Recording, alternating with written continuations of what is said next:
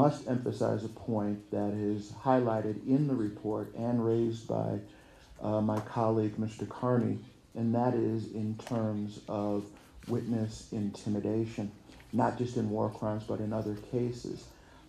The common thread in relation to these cases in relation to intimidation are the suspects that are in fact charged.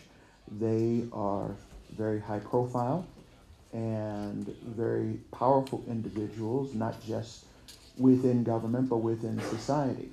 And aside from the lack of time, when it comes to trial and they are confronted with these individuals, it is a challenge for the prosecutor, not just international, but local as well, to get at the truth of the matter, because for whatever reason, their evidence is different than the statements that were given closer in time to the event. Vullneti ekziston, mirë po problemi jonë është ai që veç është ndëgju që është potencu nga folës para prak, koha e kaluar nga kryerja e veprës penale, dihet që provat më lehtë sigurohen pas kryerjes së veprës me kalimin e kohës vështirë grumbullohen prova, edhe kujtesa e dëshmitarëve dobësohet.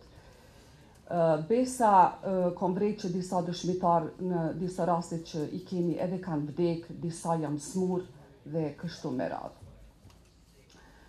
Problemi serioz cili nuk është potencu këtu është mungesa e bashkëpunimit me vende në rajon, ku shumica e të dyshuarve dhe të pandehurve për krime lufte kanë gjetë strehim.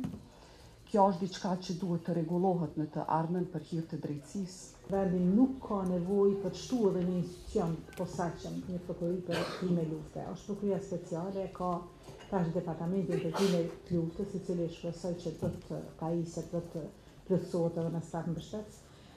Gjithmonë ne kemi thënë edhe kemi kërkuar dhe sipas mendimit tim është e domosdoshme themeli i një gjykate apo departamentit posaçëm Prishtinë, jo vetëm për krimet luftës, por gjitha ato akuzat, gjitha rastet e prokurisë speciale të përfaqësohen aty.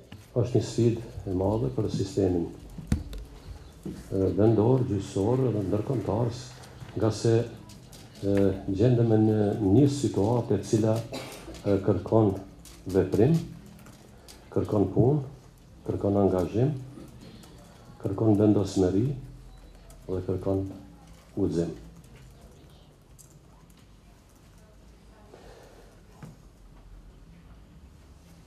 Këto dhoma të specializuara sigurisht që do ta kenë rolin e caktuar në fusha të caktuara dhe nga këndvështrimi im mund të them se duke u gjend si shoqëri në një gjendje çfarë jemi, është dashje neve të jemi vendorët në nivel të përgjegjësive dhe detyrave, sikurse që përmend edhe më herët në seancën e paraditës, objektivisht ka qenë dashur që të kemi një gjykatë speciale. Dhe neve të operojmë apo të vazhdojmë punën në kuadër të sistemit të drejtësisë Kosovës. Sa jemi të ndërgjegjshëm ne në Kosovë se bëhet fjalë për një projekt ndërkombëtar. Një projekt i cili i imponohet Kosovës nga jashtë. Nuk është projekt që është rezultat dhe produkt i vullnetit politik në Kosovë. Kjo rrethan ka krijuar shumë rezerva ndaj gjykatës speciale, rezerva në politik, rezerva në opinion, rezervat që shpalosen dita ditës në mediat, dhe në bazë këtyre rezervave ne mund të konkludojmë se gjykata speciale do ta filloj punën në një ambient i cili nuk është i favorshëm, nuk është miqësor, nuk është që thonë në anglisht friendly environment. Tani shtrohet pyetja, a duhen të jenë themeluesit e gjykatës speciale të brengosur për këtë fakt? Unë nuk besoj që duhet të jenë brengosur. Lidhur me këtë fakt, më shumë duhet të jetë e brengosur Kosova, sepse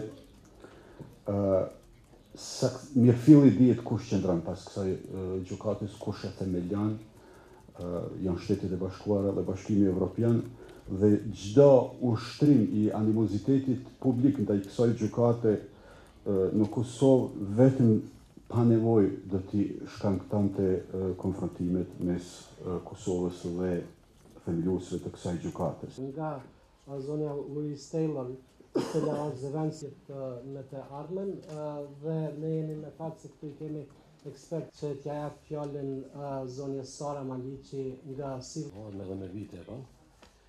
Përshëndes gjyqtarë për sa që ndëgjova, se rasteve të dënuarve shqiptarë dhe serb, po më intereson se kim dallimeve.